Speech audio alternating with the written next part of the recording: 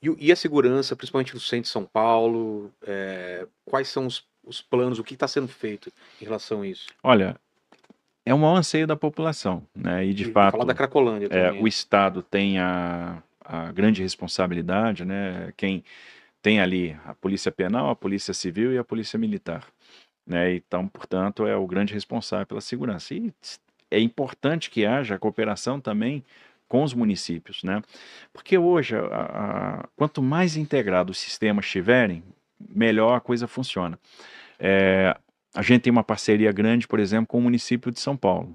Eles fizeram um investimento potente no Smart Sampa, que é um sistema de câmeras Sim, inteligentes. o Nunes esteve falando isso sexta-feira E agora. esse negócio funciona, é bom, bom.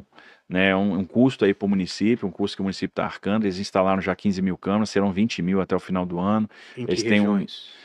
basicamente em todas as regiões de São Paulo. Ah, é? Já está em todas as regiões, está na Zona Leste, está na Zona Sul, está no centro, né, está na Zona Norte, e obviamente eles vão expandir isso, e a ideia é que a gente expanda mais. As câmeras, elas funcionam com reconhecimento facial, então eles fazem um match com um banco de dados de procurados, então a gente consegue enxergar onde estão aqueles foragidos da justiça. Outra coisa, ela monitora todos os veículos que passam em determinadas regiões onde tem câmera, então ele vai registrando todas as placas. E já faz o cruzamento automático de placa com registro de roubos e furtos e com CPF. E às vezes você tem a situação de o carro ter um registro de roubo e furto aberto, ou de cruzar com o CPF de um foragido. Isso ajuda o Estado, ajuda a gente, porque a ligação do Smart Sampa com o Copom é muito estreita, então a gente imediatamente recebe a informação e a gente pode dispor de maneira ótima, de maneira mais rápida, o efetivo policial. Então a gente manda lá a viatura da polícia, a gente faz a prisão daquele procurado, a gente consegue identificar quem está com BO de desaparecimento em aberto, devolver aquela pessoa para a família, né? A gente se antecipa ao criminoso, porque muitos dos crimes são cometidos por reincidentes, são justamente cometidos por aqueles foragidos da justiça, Ou que não voltaram da saidinha, né. que não voltaram da saidinha, né? Olha o absurdo, né? O falecimento agora do delegado de Polícia Civil, um delegado classe especial no final de semana. Um camarada que estava em prisão domiciliar, que foi preso em flagrante 4 vezes, em 4 oportunidades. E existe uma leniência da nossa legislação com a reincidência, né? Então é um problema. Quando a gente tem esse sistema, a gente começa a enxergar onde estão aqueles foragidos, onde que a gente tem que abordar, de que maneira a gente vai dispor melhor o efetivo policial. O outro trabalho que a gente está fazendo junto com a prefeitura, que é muito bacana, é o trabalho justamente na Cracolândia, que já teve ali 4 mil usuários no fluxo. Hoje, você tem ali, varia, no horário de menos movimento, alguma coisa em torno de 100 pessoas, no horário de mais movimento, 700 pessoas, então a gente sai de 4 mil para 700. E por quê? A gente tinha que entender o funcionamento da Cracolândia. E ali é, existe uma astúcia do crime. O crime é muito sofisticado. Primeiro, a Cracolândia tem um objetivo é, imobiliário subjacente. Então, o crime ele vai movimentando o fluxo de Então, acordo com o interesse imobiliário. exato. Eles são muito espertos. Então, eles Desvaloriza. desvalorizam os imóveis, eles compram os imóveis, eles desenvolvem atividades fake para lavar o dinheiro do Claro. tráfico internacional de drogas. Então, por exemplo, quando a gente começa a perceber isso, a gente começa a ir para cima do ferro velho, da reciclagem, da pousada, do hotel. Vem cá, quem são os proprietários desses hotéis? Então tem hotel que está no nome do cara que é a sintonia final do crime organizado, né? Tá no nome do Sintonia Final do PCC. O cara que se escondia, por exemplo, na favela do Moinho, que virou um grande bunker do PCC lá, que virou um esconderijo, um local onde eu tenho lá uma grande central de distribuição, um local onde eu tenho as antenas que fazem a interceptação dos rádios de comunicação da polícia. Negócio sofisticado pra caramba. E o cara compra o imóvel. E o imóvel e aquele business está no nome dele. Outra coisa, eu tenho aqueles negócios que estão no nome de laranjas. Então, eu tenho um hotel, por exemplo, no centro, que está no nome de um beneficiário do Bolsa Família. E aquele hotel movimenta 300 milhões de reais por Então, ano. olha o E quando você vai absurdo. ver o hotel é uma espelunca. É, Então, aquilo lá é só é para os lavagem de usuários, para dinheiro. usuários, né, de. São pontos de receptação de material roubado e de distribuição de droga. Ah, é? Então, as pessoas roubam, vão lá, entregam o produto do roubo e trocam aquilo por droga, trocam aquilo por entorpecente. E aquilo, obviamente, tem um efeito no indicador criminal. Então, o que a gente está fazendo? A gente fez uma grande operação, entramos no moinho, prendemos o dono do moinho, né, o cara que era o Sintonia Final, o cara que mandava lá, que tinha várias propriedades ali na região. A gente lacrou, fechou uma série desses estabelecimentos. Nós vamos desapropriar todos esses imóveis. Vamos pedir o perdimento na justiça, mas esses processos são demorados. Então a gente entra com uma emissão na posse, faz o depósito em juízo e deixa a justiça depois decidir o perdimento, até para que esse dinheiro da desapropriação não vá para a mão do traficante. Ou seja, se a gente conseguir o perdimento, a gente safou esse dinheiro. E aí nós vamos botar abaixo esses imóveis que não têm serventia nenhuma e retrofitar aqueles que têm serventia para transformá-los em outros equipamentos, como, por exemplo, habitação de interesse social. A gente está adquirindo agora 5.000 imóveis de habitação de interesse social, né, dentro do nosso programa de habitação, no centro da cidade, que é justamente para desmobilizar algumas aglomerações que a gente tem, que são irregulares e que servem de esconderijo para o crime, para entregar imóveis para as pessoas, que as pessoas são escravizadas, elas querem o teto, elas querem moradia. E a resolução da Cracolândia passa por uma aliança de política pública. Então eu preciso ter a política de saúde funcionando, junto com a política de assistência social, junto com a política de habitação, junto com a política de segurança e investimento no centro. Por isso, o projeto do novo centro administrativo do Estado de São Paulo. Então, a gente fez o concurso público de arquitetura, a gente já tem um projeto vencedor, a gente vai fazer agora a licitação o leilão desse conjunto arquitetônico ano que vem, ou seja, nós vamos condensar a administração pública do Estado de São Paulo no centro, no Campos Elíseos. Qual é a vantagem disso? Bom, primeiro, para o Estado sai muito mais barato. Hoje eu tenho administração dispersa em 60 prédios, ela ocupa mais de 800 mil metros quadrados diários. Eu vou condensar tudo e vou ocupar o que eu preciso, que são 230 mil metros quadrados diários.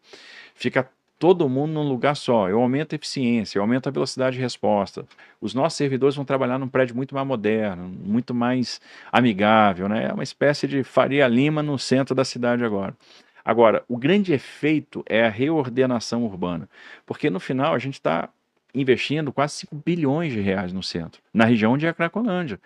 E o que eu estou dizendo para a iniciativa privada? Olha, nós, Estado de São Paulo, acreditamos. Nós estamos botando 5 bi aqui, vocês têm que acreditar também. Então, quem não olhava terreno no centro hoje já está olhando. Porque o cara já está pensando o seguinte, puxa, Lá vai na ter frente eu vou. 22 mil servidores públicos trabalhando aqui. Sabe que eu sonho com esse centro pulsante Vai de voltar. turismo, porque você vai em todo lugar, o centro é onde você fica, os hotéis, Exato. restaurantes bons, e esse centro é tão bonito, é tão...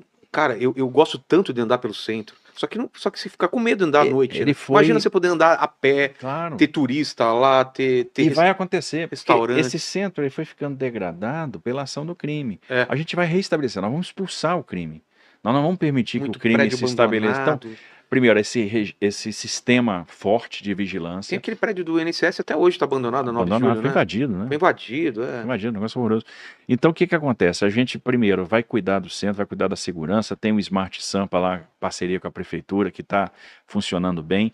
A gente está botando mais efetivo policial, então a gente já trouxe lá a 2ª Companhia do 7º Batalhão, a gente botou lá uma companhia de ROCAM, a gente botou lá uma companhia de Força Tática. Agora nós estamos colocando as bases comunitárias, serão 9 ao todo, cada base comunitária com uma guarnição com 16 homens, 2 viaturas, que é justamente, né, mobilidade, viatura circulando, então Smart Sampa, Copom, essa ligação, então, e viatura ali rodando o tempo todo para a gente rapidamente atender as ocorrências, o investimento do centro administrativo, aí o cuidado com saúde, então a gente está ampliando as vagas para o atendimento das pessoas, dos dependentes químicos. Uma coisa interessante, a gente começou a mapear quem estava na Cracolândia, então quem frequenta o fluxo. São quantos hoje em dia? Então, 900? de 100 a 700. Ah, né? é? Então, quando está no horário de pico, tem em torno de 700 pessoas lá. E a gente foi identificando uma por uma. Cada operação policial que a gente fazia, a gente identificava todo mundo e nós fomos montando um banco de dados.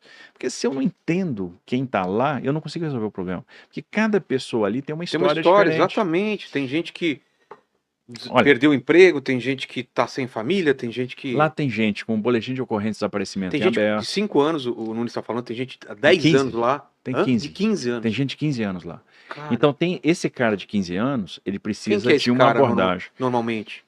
Ele é o cara que Foi abandonado? O que que é? é brigou com a família, ele é o cara que teve um problema familiar grande, é o cara que saiu do emprego, é o cara que é o desalentado, que acabou se entregando à dependência química, encontrou no centro uma área ali onde ele sobrevive, né? Porque ele sabe onde ele vai ter a comida quando ele está com fome, ele sabe onde é que vai ter o cobertor quando ele está com frio, ele sabe qual é o pronto-socorro que ele vai quando ele estiver doente. Então, de certa forma, ele consegue sobreviver ali, está desesperançado e acabou se estabelecendo ali e aquilo virou a vida dele. É.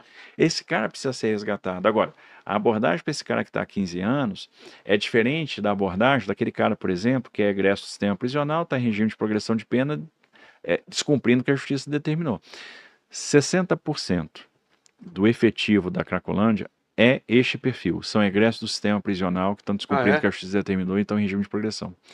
E tem coisas, a gente tem conversado com o presidente do Tribunal de Justiça, por exemplo, que estimulam esse comportamento. Por exemplo, o cara sai do sistema prisional e aí ele mora na Zona Leste, na Zona Sul, etc.